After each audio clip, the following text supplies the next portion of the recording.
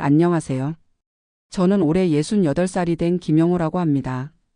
캘리포니아 오렌지 카운티에서 35년째 살고 있어요. 오늘 이 사연을 쓰는 이유는 제가 평생 내린 선택들을 되돌아보면서 많은 생각이 들었기 때문입니다. 특히 요즘 들어 매달 받는 소셜 시큐리티만으로는 생활이 힘들어지면서 예전에 포기했던 한국 연금이 자꾸 생각나거든요. 지금 아내와 저는 월 소셜 시큐리티 $2,800를 받고 있습니다. 아내 것까지 합치면 $4,500 정도 되죠. 한국 돈으로 치면 월 600만 원 정도인데 미국에서는 그리 넉넉한 액수가 아니에요. 특히 저희가 사는 오렌지 카운티는 집값도 비싸고 생활비도 만만치 않거든요. 매달 프로퍼티 텍스만 $1,200, 메디케어 보험료와 서플리먼트 보험까지 하면 $600, 유틸리티 비용이 $400, 그러면 벌써 절반이 나가버려요. 식비며 차량 유지비, 병원비까지 생각하면 항상 빠듯합니다. 가끔 아내와 저녁 외식 한번 하는 것도 부담스러워요. 이런 상황에서 문득 생각이 났어요. 만약 제가 미국 시민권을 받지 않고 한국 국적을 유지했다면 지금 한국에서 연금을 받을 수 있었을 텐데 하는 생각 말이에요. 35년 직장 생활을 했으니까 한국 국민연금과 퇴직연금을 합치면 상당한 금액이었을 거예요. 아마 월 150만 원은 받을 수 있었을 겁니다. 소셜 시큐리티와 합치면 훨씬 여유로운 노후 생활을 할 수 있었겠죠. 하지만 이미 시민권을 받을 때 한국 국적을 포기했고 그때 연금 수급권도 함께 날아갔어요. 돌이킬 수 없는 선택이었죠. 그때는 미국에서 영원히 살 거라고 생각했거든요. 시민권만 받으면 모든 게 해결될 줄 알았어요. 하지만 지금 생각해보니 너무 성급했던 것 같아요. 제가 미국에 온 건 1989년 33살 때였습니다. 한국에서는 중견 전자회사에서 엔지니어로 일하고 있었어요. 그때만 해도 한국 경제가 지금처럼 발전하리라고는 상상도 못했죠. 미국으로 이민을 결정한 건 아내 때문이었어요. 아내의 언니가 먼저 미국에 와서 정착했는데 자꾸 우리도 오라고 권했거든요. 미국에서 아이들 키우면 더 좋은 교육 받을 수 있다. 여기서는 노력하면 성공할 수 있다. 이런 말들을 했어요. 그때 첫째 아들이 5살, 둘째가 3살이었습니다. 아이들 교육을 생각하니까 마음이 움직였죠. 한국에서 회사를 그만두고 집도 팔고 모든 걸 정리해서 미국행 비행기에 올랐어요. 가진 돈은 $30,000가 전부였습니다. 처음엔 정말 힘들었어요. 영어도 서툴렀고 미국 회사 문화도 낯설었죠. 하지만 저는 포기하지 않았어요. 낮에는 공장에서 일하고 밤에는 영어 공부를 했습니다. 주말에는 컴퓨터 관련 자격증을 따기 위해 도서관에서 공부했어요. 3년 후에 드디어 제대로 된 회사에 취직할 수 있었습니다.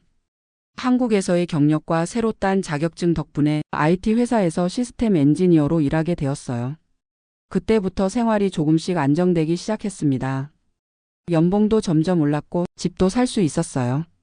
아이들도 학교에 잘 적응했죠. 하지만 늘 마음 한편에는 불안함이 있었어요. 영주권자로는 언제든 추방당할 수 있다는 생각, 완전한 미국인이 되지 못했다는 생각이 있었거든요. 그래서 영주권을 받은 지 5년 후인 1997년 시민권 신청을 했습니다. 그때가 제 인생의 중요한 분기점이었어요. 시민권 인터뷰를 받으러 갔을 때 담당관이 저에게 물어봤어요. 한국 국적을 포기할 의사가 있느냐고요. 그때 저는 망설임 없이 예스라고 대답했습니다. 미국에서 영원히 살 거라고 생각했거든요. 한국은 이제 과거일 뿐이라고 여겼어요. 1998년 드디어 미국 시민권을 받았습니다. 선서식장에서 성조기에 대고 충성을 맹세할 때 정말 뿌듯했어요. 이제 진짜 미국인이 된 거라고 생각했죠. 그런데 시민권을 받고 나서 한국 영사관에서 연락이 왔어요. 한국 국적을 포기한다는 신고를 하라는 거였죠. 그때 처음 알았어요. 국적을 포기하면 지금까지 낸 국민연금도 포기해야 한다는 걸요. 한국에서 8년간 직장 생활을 했으니까 국민연금을 꽤 많이 냈었거든요. 하지만 그땐 별로 아깝다는 생각이 안 들었어요. 어차피 미국에서 살 건데 한국 연금이 무슨 소용이냐는 생각이었죠. 그때는 젊었고 미래에 대한 확신이 있었어요. 미국에서 30년 넘게 일하면서 401k도 차곡차곡 모으고 소셜 시큐리티도 받으면 충분할 거라고 생각했거든요. 실제로 2000년대 들어서는 삶이 많이 나아졌어요. IT 버블 덕분에 연봉도 크게 올랐고 집값도 많이 올라서 자산도 늘었죠. 아이들도 좋은 대학에 보낼 수 있었어요. 첫째는 UC 버클리에서 컴퓨터 사이언스를, 둘째는 UCLA에서 비즈니스를 전공했습니다. 등록금이 만만치 않았지만 그래도 감당할 수 있었어요. 그때만 해도 제 선택이 옳았다고 확신했습니다. 한국을 떠나서 미국에 온 것, 시민권을 받은 것, 모든 게 잘된 일이라고 생각했죠. 하지만 2008년 금융위기가 터지면서 상황이 달라졌어요. 제가 다니던 회사가 대규모 구조조정을 단행했고 저도 그 대상이 되었거든요. 52살의 나이에 갑자기 실직하게 된 거예요. 그때부터 정말 힘든 시간이 시작되었습니다. 나이가 많다는 이유로 취업이 쉽지 않았어요. 이력서를 아무리 많이 넣어도 면접 기회조차 주지 않았죠. 영어 억양 때문인지 나이 때문인지 계속 거절당했어요. 실업수당으로 6개월을 버티다가 어쩔 수 없이 임시직으로 일하기 시작했습니다. 연봉이 예전의 절반도 안 되는 일이었지만 선택의 여지가 없었어요. 그러다가 58살에 다시 정규직을 구할 수 있었습니다. 하지만 예전보다 훨씬 적은 연봉이었죠. 그래도 다행이라고 생각하며 일했어요. 그런데 62살이 되던 해 회사에서 조기퇴직을 권유했습니다. 사실상 강요에 가까웠죠. 나이 든 직원들을 정리하려는 의도가 뻔했어요. 그때 처음으로 한국이 그리워지기 시작했어요. 한국에 있는 친구들은 대부분 정년까지 일하고 퇴직 후에도 연금을 받으며 안정적으로 살고 있더라고요. 특히 같은 회사에서 일했던 동기가 페이스북에 올린 글을 보면서 충격을 받았어요. 그 친구는 정년 퇴직하면서 퇴직금으로 2억 원을 받았고 매달 연금도 150만 원씩 받는다고 하더라고요. 그때 문득 생각이 났어요. 만약 제가 한국에 그대로 있었다면 어땠을까? 시민권을 받지 않고 영주권만 유지했다면 한국 연금도 받을 수 있지 않았을까? 하지만 이미 늦었죠. 한국 국적은 포기했고 연금 수급권도 없어졌으니까요. 어쩔 수 없이 조기퇴직을 하고 소셜시큐리티를 신청했습니다. 62살에 조기 수령하니까 금액이 많이 깎였어요. 월 1,800달러 정도밖에 안 되었죠. 아내도 마찬가지였어요. 아내는 주로 파트타임으로 일해서 소셜시큐리티가 더 적었거든요. 월 1,200달러 정도였어요. 둘 다 합쳐도 3,000달러, 한국 돈으로 월 400만 원 정도였습니다. 생활하기에는 턱없이 부족했어요. 그래서 401k에서 돈을 꺼내 쓰기 시작했습니다. 하지만 그것도 한계가 있었죠. 너무 많이 꺼내면 세금 부담도 크고 나중에 더 어려워질 게 뻔했거든요. 65살이 되어서 메디케어를 받을 수 있게 되었지만 의료비 부담은 여전했어요. 메디케어만으로는 부족해서 서플리먼트 보험까지 들어야 했거든요.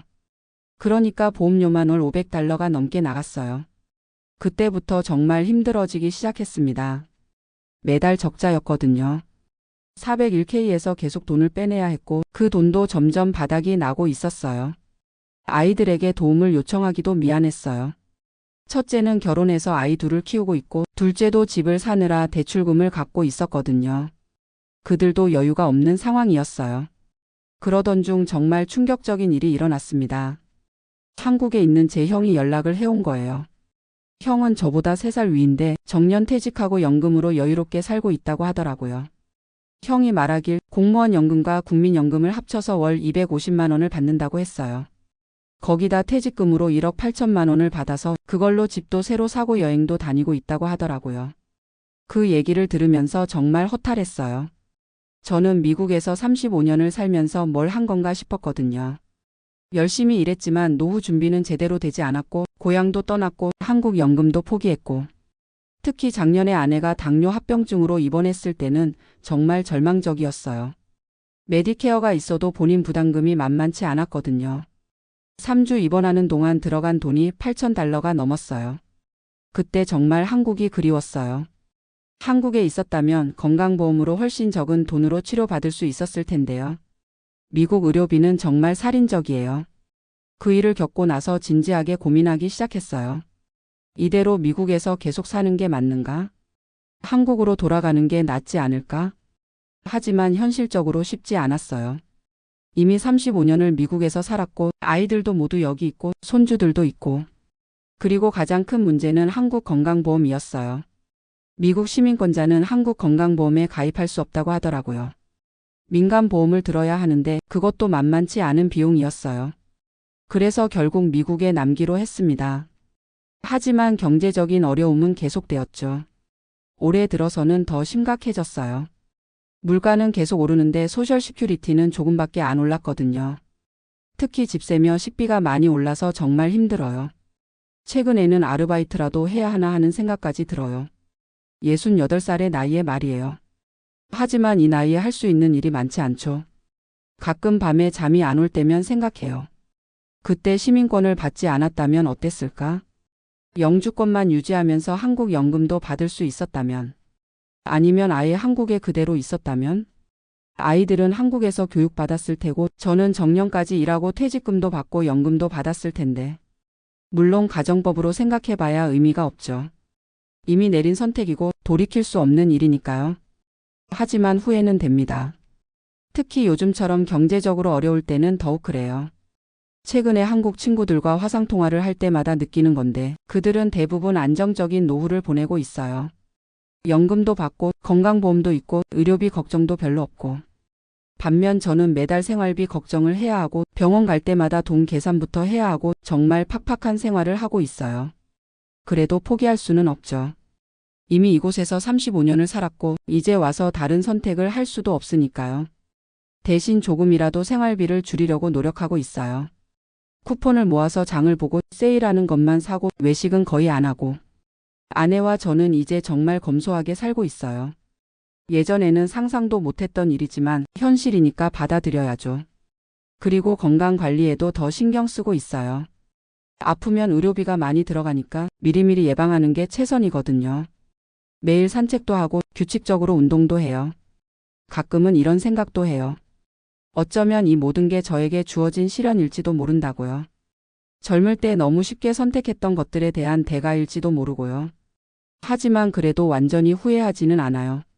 아이들은 미국에서 좋은 교육을 받았고 지금 각자의 자리에서 잘 살고 있거든요. 손주들도 건강하게 자라고 있고요. 그것만으로도 제 선택이 완전히 틀렸다고는 할 수 없을 것 같아요. 비록 경제적으로는 어렵지만 가족들이 행복하다면 그것만으로도 의미가 있죠. 요즘은 새로운 계획도 세우고 있어요. 소셜 시큐리티만으로는 부족하니까 다른 방법을 찾아야겠더라고요. 집을 좀 더 작은 곳으로 옮기는 것도 고려하고 있어요. 지금 사는 곳은 프로퍼티 텍스가 너무 비싸거든요. 조금 외곽으로 나가면 세금도 적게 내고 생활비도 줄일 수 있을 것 같아요. 그리고 파트타임 일자리도 알아보고 있어요. 68살이지만 아직 건강하니까 주 2에서 3일 정도는 일할 수 있을 것 같거든요. 많은 돈은 아니더라도 조금이라도 보탬이 되면 좋겠어요. 가장 중요한 건 마음가짐인 것 같아요. 과거에 대한 후회보다는 앞으로를 생각하려고 해요. 이미 내린 선택이니까 최선을 다해서 살아가는 것이 맞죠. 그리고 저와 같은 상황에 있는 분들께 말씀드리고 싶어요. 이민을 고려하시거나 시민권을 받으실 때 정말 신중하게 생각해 보세요. 특히 연금 같은 장기적인 부분까지 고려해서 결정하시기 바래요. 저처럼 나중에 후회하지 마시고 모든 가능성을 다 따져보시고 선택하시길 바랍니다. 젊을 때는 당장 눈앞의 이익만 보고 결정하기 쉬운데 노후까지 생각해서 계획을 세우는 게 정말 중요해요. 저는 이제 남은 인생을 최대한 의미 있게 살려고 합니다. 비록 경제적으로는 어렵지만 가족들과 함께 보내는 시간을 소중히 여기고 건강 관리도 잘하면서 살아갈 거예요. 그리고 언젠가는 한국에도 한번 다녀오고 싶어요. 35년 만에 고향을 보는 게 어떤 기분일지 궁금하거든요. 물론 경제적 여유가 생겨야 가능한 일이지만요. 오늘 이렇게 제 이야기를 나누게 되어서 마음이 조금 가벼워진 것 같아요. 혼자 속으로만 사겼던 이야기들을 털어놓으니까 시원하네요. 이 사연을 듣거나 읽게 되실 분들께도 도움이 되었으면 좋겠어요. 저와 같은 실수를 하지 마시고 현명한 선택을 하시길 바랍니다. 감사합니다.